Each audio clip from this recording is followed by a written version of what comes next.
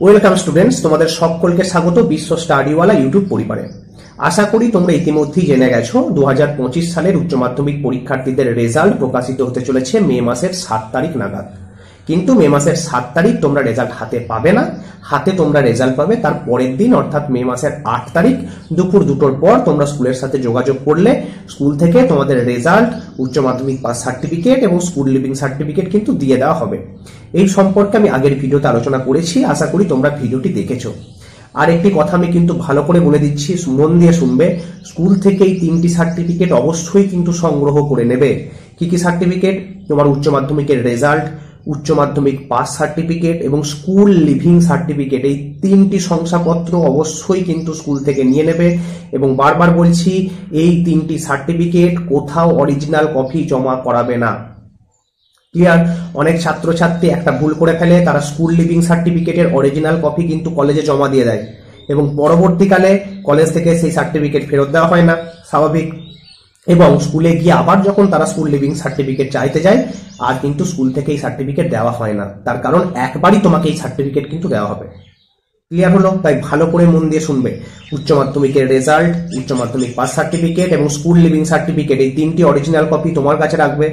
যদি কোথাও প্রয়োজন পড়ে জাস্ট জেরক্স করে জেরক্স কপিটি জমা দেবে, অরিজিনাল কপি কোথাও জমা করাবে না। ঠিক আছে? যদি দেখতে চাই সেই ক্ষেত্রে অরিজিনাল কপিটি তুমি কিন্তু দেখাতে পারো, কিন্তু জমা কোথাও করাবে না। ক্লিয়ার হয়ে গেল এই বিষয়টি? বেশ, এবার তোমাদের মনে যে প্রশ্নগুলি আসছিল এবং বারবার জিজ্ঞেস করছিলে যে এই বছর অর্থাৎ 2025 সালে তোমরা যারা উচ্চ মাধ্যমিক পরীক্ষা দিয়েছো, তোমরা যদি নিজেদের পছন্দ মতো নাম্বার না পাও, তার মানে তোমরা হয়তো কোনো বিষয়ে খুব ভালো পরীক্ষা দিয়েছিলে কিন্তু দেখা গেছে রেজাল্টে নাম্বার অনেক কম এসেছে, তুমি আশা করছো এর থেকে অবশ্যই তুমি বেশি নাম্বার পাবে। সেই ক্ষেত্রে কি করণীয়? এই ক্ষেত্রে কিন্তু 3টি উপায় আছে। কি কি উপায় বলছি? এই প্রশ্নটি অনেকে করছিলে। দ্বিতীয়ত অনেকে বলছিলে এবছর সকলকে পাস করানো হবে কিনা, গ্রেস নাম্বার দেওয়া হবে কিনা, পাসের হার এবছর বাড়বে না কমবে। আজকে এই সম্পর্কেও বিস্তারিত আলোচনা কিন্তু করে দিচ্ছি। প্রথমে তোমাদের যে বিষয়টি নিয়ে আমি কথা বলছিলাম, যে তোমার মনের মতো যদি তুমি নাম্বার না পাও, মানে তুমি পরীক্ষা ভালো দিয়ে এসেছো কিন্তু রেজাল্টটা দেখা যাচ্ছে নাম্বার অনেক কমে গেছে, সেই ক্ষেত্রে কি করবে? এই ক্ষেত্রে তুমি করতে পারো পিপিআর অর্থাৎ রিভিউ, তুমি করতে পারো পিপিএস অর্থাৎ স্কুটিনি, এমনকি তুমি করতে পারো আরটিআই। এগুলি কি না, পিপিআর এবং পিপিএস সম্পর্কে বিস্তারিত তথ্য আমি কিন্তু আগের বছর দিয়েছিলাম। আরটিআই সম্পর্কেও সবিস্তারে আলোচনা করা আছে, একাধিক ভিডিও কিন্তু দেওয়া আছে। তোমরা পারলে আগের বছরের ভিডিওগুলো দয়া করে একটু দেখে নিও, তাহলে বিষয়টি ক্লিয়ার হয়ে যাবে। এই বছরও এই সম্পর্কে বিস্তারিত তথ্য আলোচনা করা হবে তোমাদের রেজাল্ট প্রকাশিত হওয়ার পর। তোমাদের রেজাল্ট প্রকাশিত হওয়ার পর পর্ষদের তরফ থেকে একদম স্পষ্টত নোটিফিকেশন দিয়ে দেওয়া হবে পিপিআর, পিপিএস মানে রিভিউ, স্কুটিনি এবং আরটিআই সম্পর্কে। তখন এই সম্পর্কে দীর্ঘ আলোচনা কিন্তু চলবে। এখন আপাতত একটু ধারণা পাওয়ার জন্য তোমাদের বলছি বিগত বছরের ভিডিওগুলো একটু দেখে নিও। ক্লিয়ার? আরটিআই করলে তুমি কিন্তু তোমার খাতার জেরক্স নিজে হাতে নিয়ে দেখতে পারবে। আরটিআই করার সুবিধা এটি। ক্লিয়ার? বিষয়টি বোঝা গেছে? তাহলে এই অপশনগুলো কিন্তু থাকছে।